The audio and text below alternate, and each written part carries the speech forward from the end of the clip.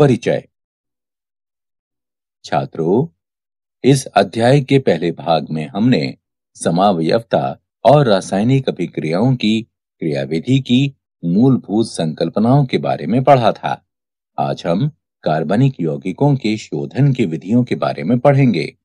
शोधन की कुछ विधियां ऊर्ध्वपातन, वर्णलेखन, आसवन आदि हैं।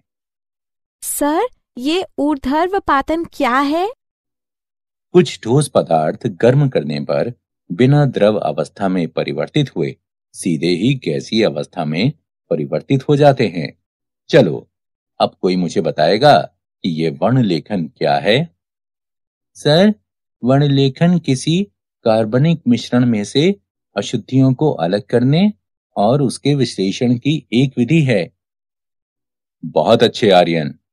अब हम शोधन की विधियों का अध्ययन विस्तार से करेंगे। इस अध्याय में आप कार्बनिक यौगिकों के शोधन और उनके मात्रात्मक और गुणात्मक विश्लेषण का अध्ययन करेंगे। उद्देश्य। इस पाठ के अंत में आप निम्न करने में सक्षम हो जाएंगे: कार्बनिक यौगिकों के शोधन की विधियों का वर्णन करना, कार्बनिक यौगिकों के गुणात्मक विश्लेषण को समझना, मात्रात्मक विश्लेषण का वर्णन करना। कार्बनिक यौगिकों के शोधन की विधियां। कार्बनिक यौगिकों के शोधन की विभिन्न विधियां निम्नलिखित हैं: ऊर्ध्वपातन यानी सब्लिमेशन, क्रिस्टलन यानी क्रिस्टलाइजेशन, आसवन यानी डिस्टिलेशन, विभेदी निष्कर्षण यानी डिफरेंशियल एक्सट्रैक्शन और वर्णलेखन यानी क्रोमैटोग्राफी। अब हम एक एक कर सभी के बारे में विस्तार से जानेंगे। ऊर्ध्वपातन। कुछ ठोस पदार्थ गर्म करने पर बिना द्रव अवस्था में परिवर्तित हुए सीधे ही गैसीय अवस्था में परिवर्तित हो जाते हैं। इसे ऊर्ध्वपातन कहते हैं। इसका उपयोग ऊर्ध्वपातनीय कार्बनिक यौगिकों को दूसरे अशुद्ध यौगिकों जो ऊर्ध्वपातनीय नहीं हैं, उनसे पृथक करने के लिए किया जाता है। अशुद्ध कार्बनिक यौगिकों को छिद्रित एस्बेस्टास की चादर से ढकी हुई एक प्याली में रखकर गर्म किया जाता है, जिसके ऊपर एक उल्टी फनल यानी कीप रखी जाती है। कीप के स्तंभ में कपास भरा जाता है। गर्म करने पर ठोस यौगिक का वो हिस्सा जो ऊर्ध्वपातित हो जाता है, एस्बेस्टस की चादर के छिद्र से गुजरकर कीप की ठंडी दीवार में संघनित हो जाता है। अशुद्धियां जो ऊर्ध्वपातित नहीं होती हैं, प्याली में ही रह जाती हैं। क्रिस्टलन। ठोस कार्बनिक यौगिकों के शोधन का यह सबसे सामान्य तरीका है। ये विधि जिस उपयुक्त विलायक में ये कार्बनिक यौगिक मिलाए जाते हैं, उसमें इनकी विलेयताओं में निहित अंतर पर आधारित होती है। अशुद्ध पदार्थ पाउडर के रूप में होते हैं। इन्हें किसी विलायक के साथ एक फ्लास्क में गर्म किया जाता है। विलायक की मात्रा केवल गर्म करने पर पदार्थ के घुलने के लिए पर्याप्त होनी चाहिए। अब ये गर्म संतृप्त विलयन गर्म पानी की कीप से छान लिया जाता है। बाहरी कीप में परिचालित किए जाने वाला गर्म पानी विलयन को गर्म रखता है और कीप ही के अंदर क्रिस्टलीकरण नहीं हो पाता। यह गर्म निस्यंद बीकर में ठंडा किया जाता है। बड़े बड़े क्रिस्टल्स प्राप्त होते हैं और इन क्रिस्टलों को निस्यंद में से निस्यंदन के माध्यम से पृथक कर लिया जाता है। आसवन। आसवन द्रवों के शोधन की एक विधि है, जिसके द्वारा द्रव मिश्रण में से उनके विभिन्न घटकों से अलग अलग किया जाता है। एक फ्लास्क में द्रव मिश्रण को गर्म करने पर द्रव में उपस्थित कम क्वथनांक वाले घटकों का वाष्पीकरण शुरू हो जाता है। वाष्प को संघनित्र की सहायता से संघनित करके प्राप्त द्रव को ग्राही में एकत्र कर लिया जाता है। द्रव मिश्रण के वे घटक जिनका क्वथनांक उच्च होता है, बाद में वाष्पित होते हैं और इन द्रवों को अलग एकत्रित किया जा सकता है।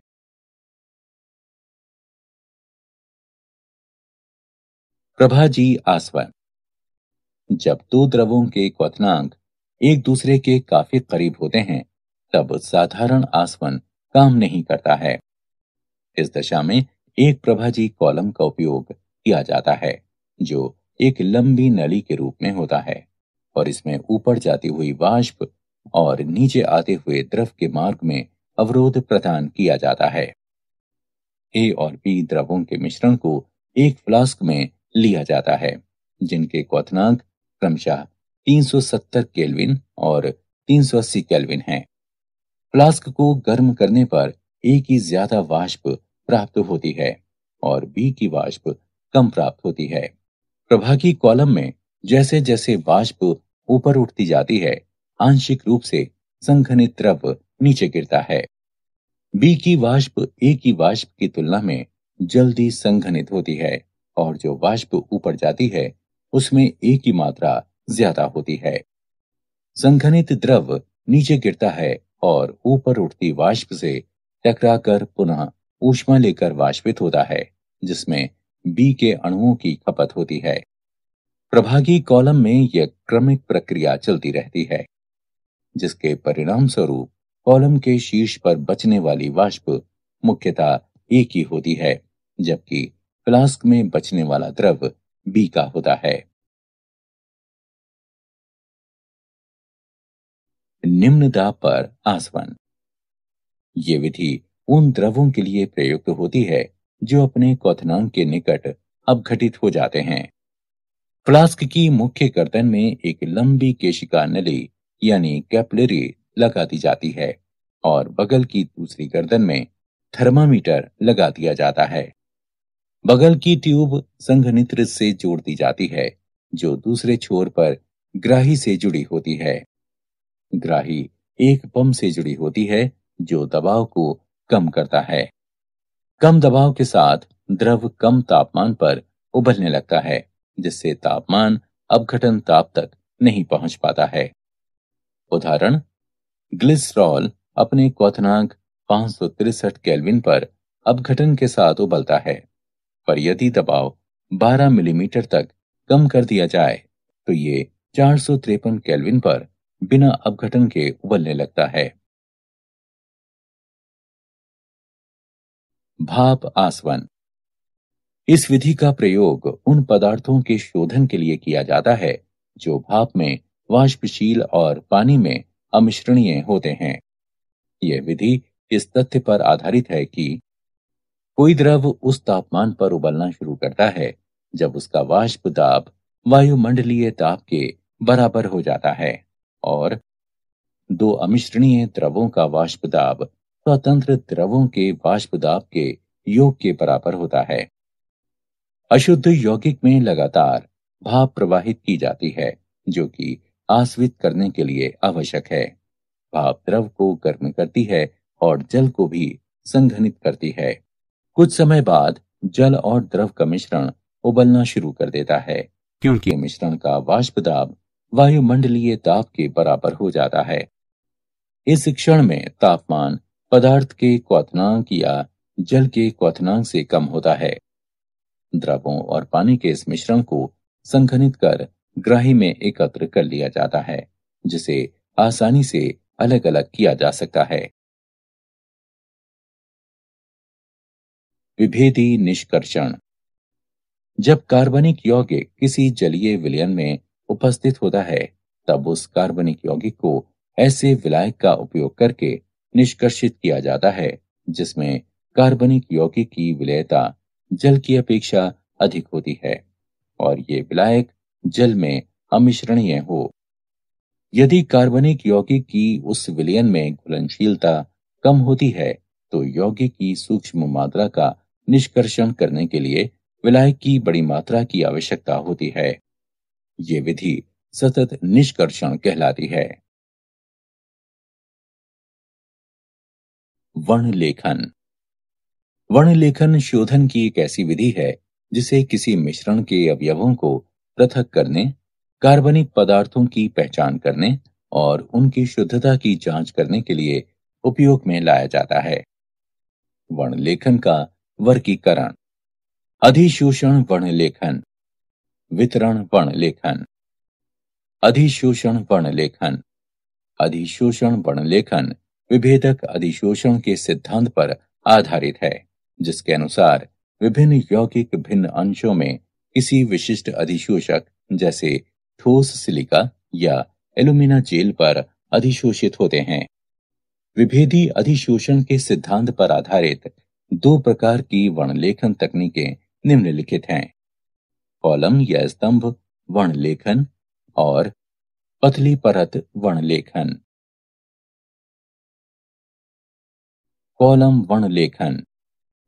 इस विधि के अंतर्गत विभिन्न घटकों के मिश्रण को जब स्टार्च या चारकोल जैसे अधिशोषक से भरे हुए कॉलम से होकर गुजारा जाता है, तब विभिन्न घटक आंशिक या पूर्ण रूप से अधिशोषक के द्वारा अधिशोषित हो जाते हैं और तब वे उपयुक्त विलायक, जिसे निक्षालक कहते हैं, उसकी मदद से अलग किए जा सकते हैं। पतली परत वर्णलेखन। इसमें एक अधिशोषक की पतली परत को किसी उपयुक्त आधार पर फैलाया जाता है, जैसे कांच की प्लेट। ये कांच की प्लेट पतली परत वर्णलेखन प्लेट या क्रोमोप्लेट कहलाती है। यौगिकों के मिश्रण का जिससे अवयवों को पृथक करना है, एक छोटा सा बिंदु टीएलसी प्लेट के एक छोर पर लगा दिया जाता है। अब प्लेट को कुछ ऊंचाई तक विलायक से भरे हुए बंद जार में डुबो दिया जाता है। जैसे जैसे विलायक ग्लास की प्लेट में आगे बढ़ता है, मिश्रण के अवयव भी अपने अधिशोषण की तीव्रता के आधार पर प्लेट पर ऊपर की तरफ चढ़ने लगते हैं। गति में भिन्नता के कारण वे पृथक हो जाते हैं। मिश्रण के हर यौगिक के सापेक्ष अधिशोषण को मंदन गुणक आरएफ मान के द्वारा प्रदर्शित किया जाता है। इसे निम्न प्रकार से निकाला जा सकता है: आरएफ बराबर आधार रेखा से यौगिक के बढ़ने की दूरी x बटे आधार रेखा से विलायक की आगे तक की दूरी y। वितरण वर्णलेखन। वितरण वर्णलेखन एक तरह से कागज वर्णलेखन है, जिसमें विशिष्ट प्रकार का कागज, जिसे क्रोमेटोग्राफी कागज कहा जाता है, उपयोग में लाया जाता है। इस कागज के छिद्रों में जल अणु बंध जाते हैं, जो स्थिर प्रावस्था का कार्य करते हैं। क्रोमेटोग्राफी कागज के आधार पर मिश्रण का बिंदु लगाकर जार में लटका दिया जाता है। जार में कुछ ऊंचाई तक उपयुक्त विलायक या विलायकों का मिश्रण भरा होता है, जो गतिशील प्रावस्था का कार्य करता है। विलायक पेपर की पट्टी पर ऊपर की ओर बढ़ता है और बिंदु के ऊपर प्रवाहित होता है। विभिन्न यौगिकों का दो प्रावस्थाओं में वितरण भिन्न भिन्न होने के कारण ये अलग अलग दूरी तक जाते हैं और पृथक हो जाते हैं। इस प्रकार विकसित पट्टी क्रोमेटोग्राम कहलाती है। रंगहीन यौगिकों को पराबैंगनी किरणों के नीचे रखकर या उपयुक्त अभिकर्मक के विलयन को छिड़ककर देखा जा सकता है। कार्बनिक यौगिकों का गुणात्मक विश्लेषण। कार्बन और हाइड्रोजन की पहचान। कार्बनिक यौगिकों को कॉपर 2 ऑक्साइड के साथ तेज गर्म किया जाता है। उत्पन्न हुई गैसों को परख नली के अंदर निर्जल कॉपर सल्फेट में से गुजारा जाता है और फिर चूने के पानी में प्रवाहित कर दिया जाता है। यदि कार्बन उपस्थित होता है तो ये कार्बन डाइऑक्साइड बनाता है, जो चूने के पानी को दूधिया कर देता है। अभिक्रियाएं निम्नलिखित हैं: कार्बनिक यौगिकों में उपस्थित कार्बन कॉपर 2 ऑक्साइड के साथ अभिक्रिया करके कॉपर और कार्बन डाइऑक्साइड बनाता है। उत्पन्न हुई कार्बन डाइऑक्साइड कैल्शियम हाइड्रोक्साइड से अभिक्रिया करती है, जिससे वो दूधिया हो जाती है, जो उस कार्बनिक यौगिक में कार्बन की उपस्थिति को सूचित करता है। यदि कार्बनिक यौगिक में हाइड्रोजन उपस्थित है तो ये पानी की वाष्प बनाता है, जो निर्जल कॉपर सल्फेट से गुजरकर CuSO4 5H2O बनाती है, जिससे उसका रंग नीला हो जाता है। अभिक्रियाएं निम्नलिखित हैं। कार्बनिक यौगिक की हाइड्रोजन कॉपर दो ऑक्साइड से अभिक्रिया करके कॉपर और पानी बनाती है। उत्पन्न पानी निर्जल कॉपर सल्फेट से क्रिया करके CuSO4 5H2O बनाता है, जिससे उसका रंग नीला हो जाता है। अन्य तत्वों की पहचान। कार्बनिक यौगिकों में उपस्थित नाइट्रोजन, सल्फर, हैलोजन और फास्फोरस जैसे अन्य तत्वों को लैसे परीक्षण के द्वारा पहचाना जा सकता है। कार्बनिक यौगिकों में उपस्थित तत्वों को सोडियम धातु के साथ संगलित करने पर ये तत्व संयोजी रूप से आयनिक रूप में परिवर्तित हो जाते हैं। अभिक्रियाएं निम्नलिखित हैं। जब सोडियम कार्बनिक यौगिकों में उपस्थित विभिन्न तत्वों के साथ क्रिया करता है, तब ये सोडियम संलग्न निष्कर्ष बनाता है। नाइट्रोजन के लिए परीक्षण। सोडियम संलग्न निष्कर्ष को फेरस सल्फेट के साथ मिलाने पर, जो कि सोडियम साइनाइड है, सोडियम पेरोसाइनाइड बनाता है। इस अभिक्रिया के दौरान फेरिक आयन बनता है, जो फेरोसाइनाइड से क्रिया करके फेरीफेरोसाइनाइड बनाता है, जिसका रंग नीला होता है। सल्फर के लिए परीक्षण। यदि कार्बनिक यौगिक में सल्फर उपस्थित है, तो इसे सोडियम संलग्न निष्कर्षण, जो कि सोडियम सल्फाइड है, उसको सोडियम नाइट्रोक्लोराइड के साथ अभिकृत करने पर सल्फर की उपस्थिति के कारण जो बैंगनी रंग आता है, उसके द्वारा उसे पहचाना जा सकता है। हैलोजनों के लिए परीक्षण। सोडियम संलग्न निष्कर्षण के एक भाग को NaX नाइट्रिक अम्ल के द्वारा अम्लीकृत करके उसमें सिल्वर नाइट्रेट मिलाया जाता है। यदि सफेद अवक्षेप बनता है, जो कि अमोनियम हाइड्रोक्साइड में विलयत हो जाता है, तब ये क्लोरीन की उपस्थिति को दर्शाता है। यदि पीला अवक्षेप बनाता है, जो कि अमोनियम हाइड्रोक्साइड में अल्प विलय है, तब ये ब्रोमीन की उपस्थिति को दर्शाता है। और यदि ये पीला अवक्षेप अमोनियम हाइड्रोक्साइड में अविलय है, तब ये आयोडीन की उपस्थिति को दर्शाता है। यदि नाइट्रोजन या सल्फर की संभावना होती है, तो परीक्षण के पूर्व सोडियम संलग्न निष्कर्षण को 2 मिनट तक उबाला जाता है, जिससे HCN और H2S के साइनाइड और सल्फाइड विघटित हो जाएं, जो परीक्षण में बाधा उत्पन्न करते हैं। फास्फोरस के लिए परीक्षण। किसी कार्बनिक यौगिक में फास्फोरस की उपस्थिति का पता लगाने के लिए उस कार्बनिक यौगिक को सोडियम पेरोक्साइड के साथ गर्म किया जाता है। बने हुए विलयन को सांद्र नाइट्रिक अम्ल के साथ उबालकर अमोनियम मॉलिब्डेट मिलाया जाता है। पीले रंग का अवक्षेप फास्फोरस की उपस्थिति को प्रदर्शित करता है। मात्रात्मक विश्लेषण। कार्बन और हाइड्रोजन। कार्बनिक यौगिकों के एक नमूने को शुष्क शुद्ध ऑक्सीजन की भाप में कॉपर 2 ऑक्साइड की उपस्थिति में 700 डिग्री सेल्सियस पर गर्म किया जाता है। हाइड्रोजन ऑक्सीकृत होकर पानी बनाती है और कार्बन से कार्बन डाइऑक्साइड बनता है। उत्पन्न जल की मात्रा ज्ञात करने के लिए मिश्रण को निर्जल कैल्शियम क्लोराइड युक्त नली में से प्रवाहित किया जाता है और कार्बन डाइऑक्साइड की मात्रा का निर्धारण करने के लिए इस मिश्रण को पोटेशियम हाइड्रोक्साइड के विलयन में से प्रवाहित किया जाता है। कार्बनिक यौगिक के नमूने में उपस्थित हाइड्रोजन का द्रव्यमान 1/9 कैल्शियम क्लोराइड के द्रव्यमान में वृद्धि और कार्बन का द्रव्यमान 3/11 पोटेशियम हाइड्रोक्साइड के द्रव्यमान में वृद्धि। नाइट्रोजन। नाइट्रोजन के आकलन की 2 विधियां हैं, ड्यूमा विधि और केल्डॉल विधि। ड्यूमा विधि नाइट्रोजन युक्त कार्बनिक यौगिक के ज्ञात द्रव्यमान को कार्बन डाइऑक्साइड के वातावरण में कॉपर ऑक्साइड के साथ गर्म किया जाता है। इस स्थिति में कार्बन और हाइड्रोजन ऑक्सीकृत होकर कार्बन डाइऑक्साइड और जल में परिवर्तित होते हैं और नाइट्रोजन मुक्त होती है।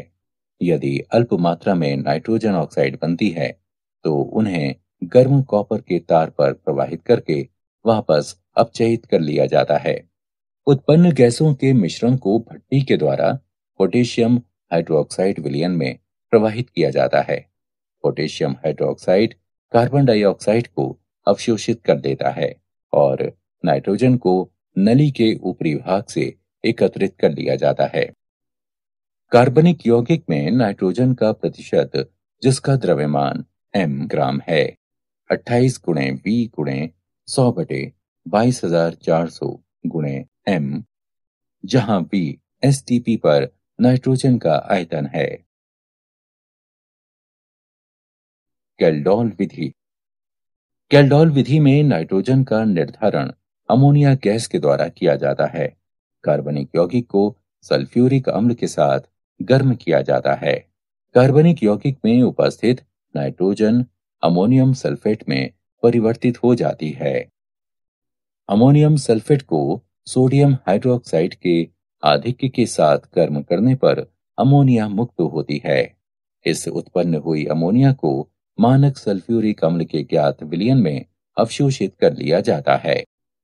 उत्पादित अमोनिया का अनुमान प्रतिक्रिया में इस्तेमाल हुई सल्फ्यूरिक अम्ल की मात्रा से लगाया जा सकता है। अमोनिया के अवशोषण के पश्चात अपशिष्ट सल्फ्यूरिक अम्ल को 4 के मानक विलयन द्वारा अनुमापित कर लिया जाता है। अम्ल की आरंभिक मात्रा और अभिक्रिया के बाद शेष मात्रा के अंतर से अमोनिया के साथ अभिकृत अम्ल की मात्रा ज्ञात होती है। नाइट्रोजन का प्रतिशत 1.4 गुणे m गुणे 2, V और V1 बटे 2 का अंतर बटे कार्बनिक यौगिक का द्रव्यमान।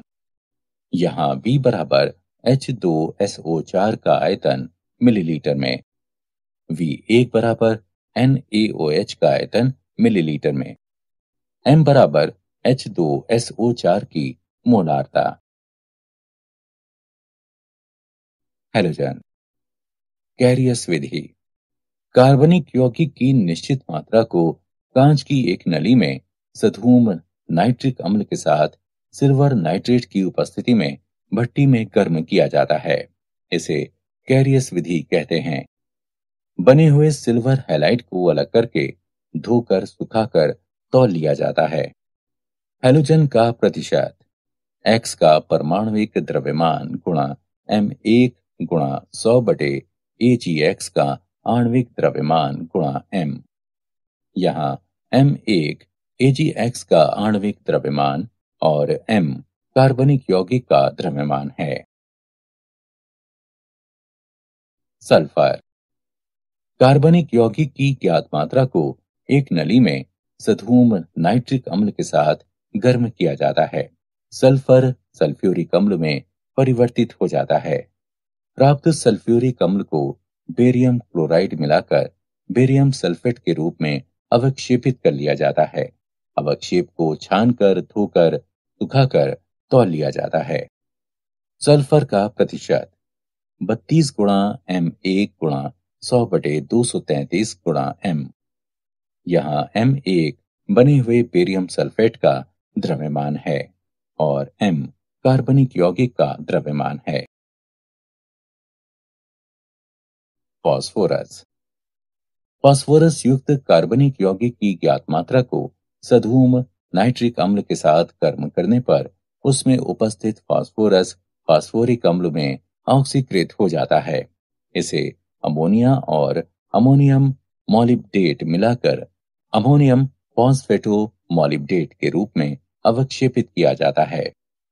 फास्फोरस का प्रतिशत 31 गुणा M1 गुणा 100 बटे 1877 गुणा m। यहाँ M1 अमोनियम फॉस्फेटो मॉलिब्डेट का द्रव्यमान है और m कार्बनिक यौगिक का द्रव्यमान है। ऑक्सीजन। किसी कार्बनिक यौगिकों में ऑक्सीजन का प्रतिशत भिन्नता की विधि से ज्ञात किया जा सकता है।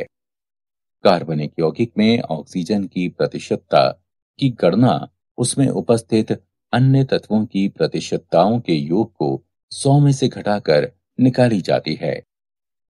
कार्बनिक यौगिकों की एक निश्चित मात्रा को नाइट्रोजन गैस के प्रवाह में गर्म किया जाता है। उत्पन्न हुई गैसों के मिश्रण को रक्त तप्तकोप पर प्रवाहित करने पर ऑक्सीजन गैस कार्बन मोनोऑक्साइड में परिवर्तित हो जाती है।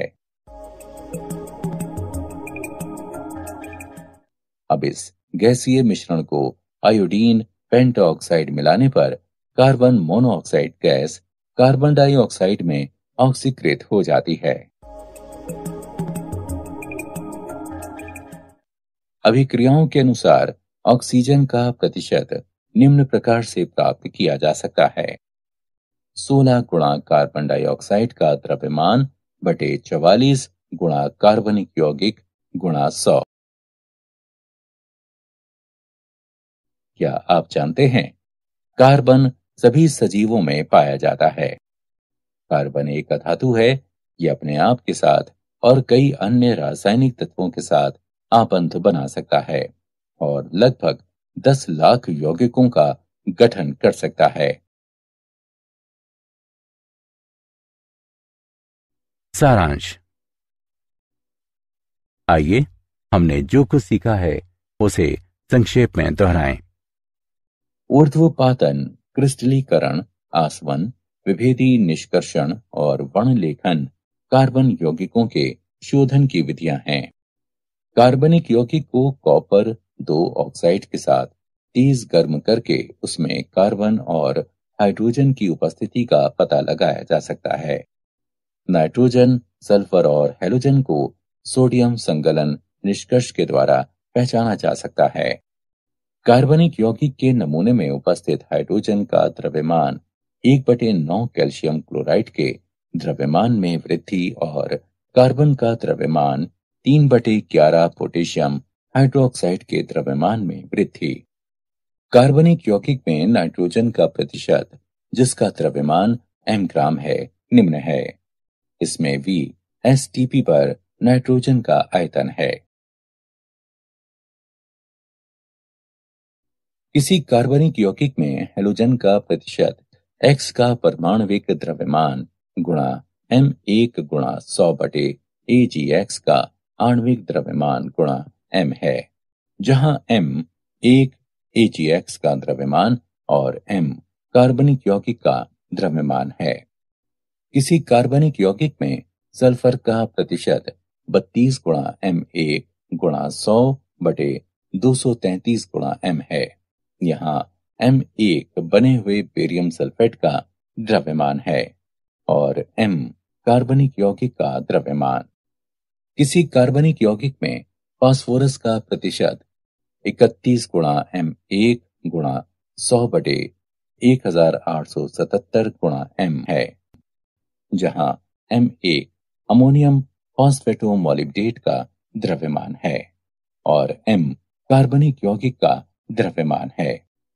किसी कार्बनिक यौगिक में ऑक्सीजन का प्रतिशत निम्न प्रकार से प्राप्त किया जा सकता है: 16 गुणा कार्बन डाइऑक्साइड का द्रव्यमान बटे 44 गुणा कार्बनिक यौगिक गुणा 100।